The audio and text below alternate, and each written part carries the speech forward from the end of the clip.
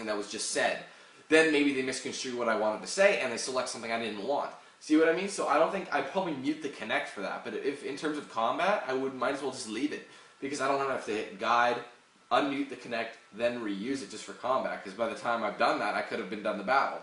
So it's kind of useless, but whatever. But the real main thing about the Microsoft press conference that people really wanted to see was they released a new Halo game. And it is, actually when I saw it I thought it was a really cool idea, but obviously it's just a way to make money, plain and simple. It's called Halo Combat Evolved Anniversary Edition, where basically it's been 10 years, it's releasing on the 15th of November this year, and it's been 10 years, you know, in November, since Halo 1 has come out, because Halo came out in 2001, pretty much right when the Xbox released. It was like I believe it was a launch title, and like the original Xbox. And so they're doing an anniversary. Now what they've done is it's the exact same campaign with remade HD graphics. I believe it's on the Reach engine, Halo Reach engine, and there's online co-op, there's multiplayer with all the classic maps. But back then there was no Xbox Live, so you had System Link or some sort of thing like that, where it wouldn't, or co-op, just like 4-on-4 kind of, or just like free-for-all 4-on-1 console. That was the only way you could do multiplayer. Well, they've redone that with the classic maps, which I thought was really neat.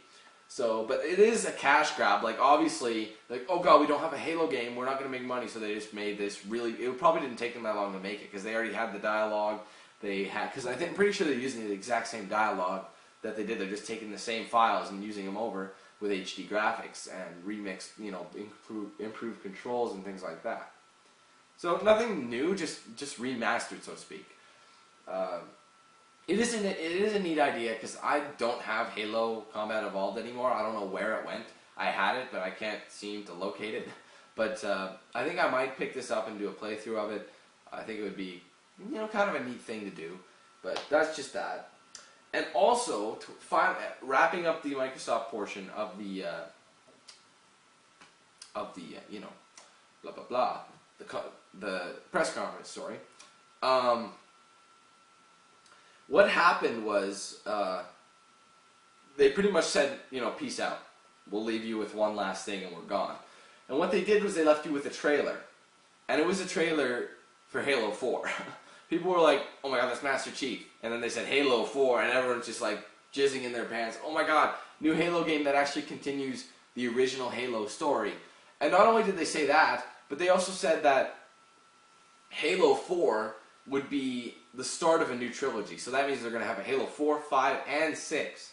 So, considering they said that Halo Reach was going to be their last game, they obviously came up with new ideas, and they're like, Halo's too good of a game to, like, we're making a lot of money off it. We'd be stupid to drop it now, so I don't see why I would do it, you know what I mean? So, what's the point? But, you know, so they're making a new Halo game.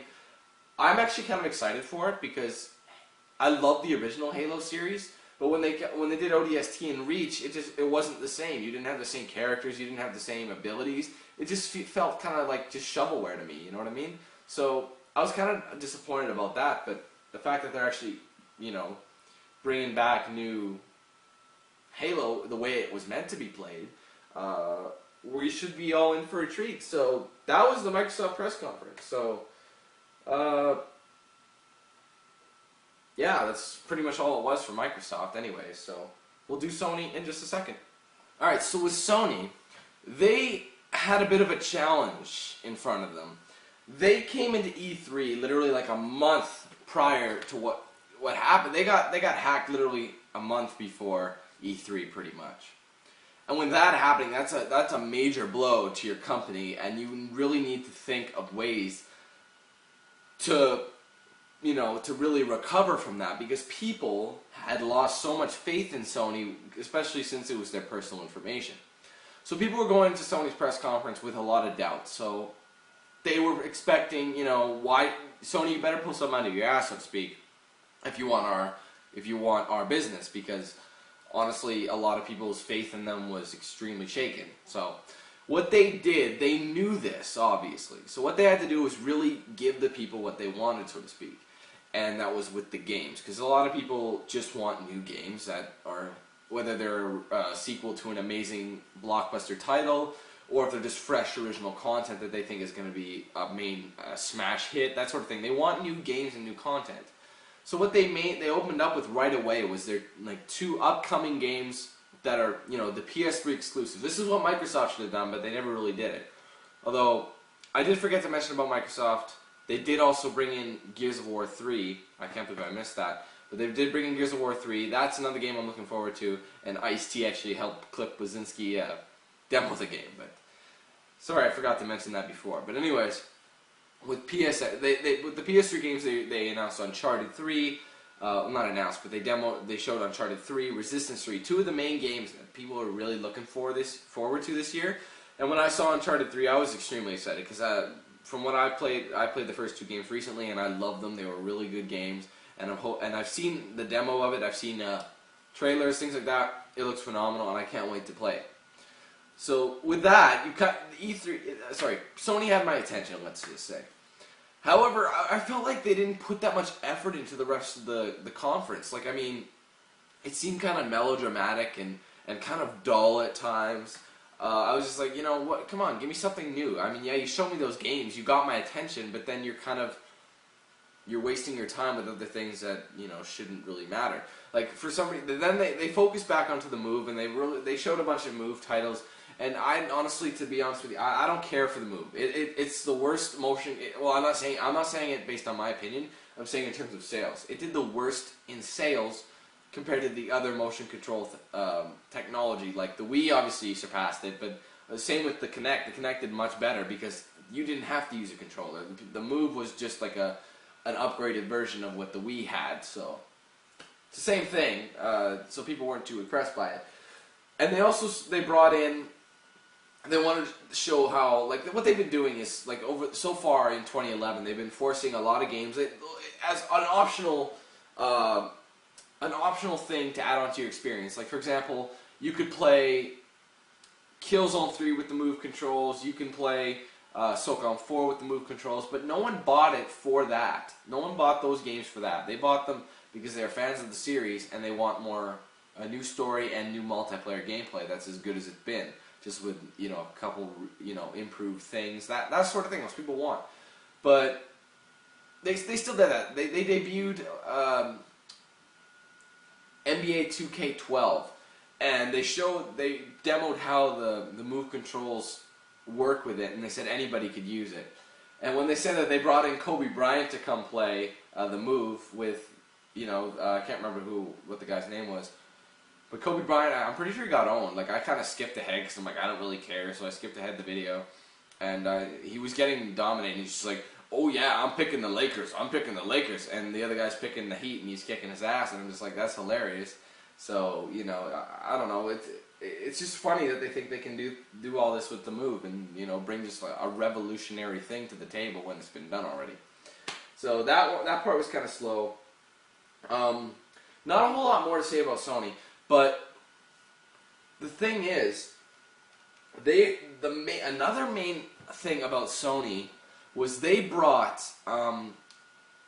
debuted their brand new handheld gaming device, basically the successor of the PSP, and they called it PlayStation Vita, which in Italian means life. So it's like the PlayStation Life, so to speak, but it's the PlayStation Vita. Basically, it's actually, from what I saw, basically their direct competition with the PlayStation Vita is the Nintendo 3DS. They're competing directly with that. So what they wanted to do was make something affordable, look good, work well, familiar controls, good games, good titles, for the same price as the Nintendo 3DS. So when you look at it, the PlayStation Vita it's got HD graphics. I don't know if it's full HD, but it's like, I think it's near HD if anything. I think it might be 720p. I don't remember, but they've got the familiar PlayStation controls, everything. So someone who's had a PSP, or even someone who's just got a PlayStation or has a PlayStation, they can easily, oh, I know this, blah blah blah, and they can get used to the controls pretty easily. So that was a good step for that. They've also introduced something that kind of makes sense. They have two different versions, a $250 and a $300 version, which are pretty good introductory prices for a brand new PlayStation Portable, so to speak, handheld gaming device. And one is supports Wi-Fi, while the other one is Wi-Fi and 3G. A lot of different devices are using this technology, and they kind of jumped on the bandwagon. And it makes sense because now you can play online on your handheld while you're away from away from home. So you can be on the bus and you can play like against your friends or whatever while you're on the bus, or whatever the case may be. You can do that with the 3G. So it gives you an option. And the other main thing is they are introducing, well, they're not introducing, they're releasing many hit games onto the PlayStation Vita. Examples are Uncharted, God of War, I believe. They have a new game coming out, the God of War. Oh no, that's for the PlayStation 3. My bad. I believe they're releasing a God of War collection, but I heard that with like the PSP version of the God of War games are being released on PlayStation 3. I think it's called God of War Oranges. God of War Oranges. No, God of War Origins. Yeah, the God of War Origins trilogy, but that's not PSP anyways. But you got Uncharted. I believe there's a Resistance game. I'm not sure if there's a SOCOM game or not. But the main hit games that people want to play, I believe there's they're going to be releasing a Little Big Planet for it as well. But I don't know, like it makes more sense. Like if you're competing for my money for a handheld game, and I look at the 3DS and the PlayStation Vita, I'm not the type of person who goes into gimmicks like with the with this whole 3D fad that everyone's into at the moment.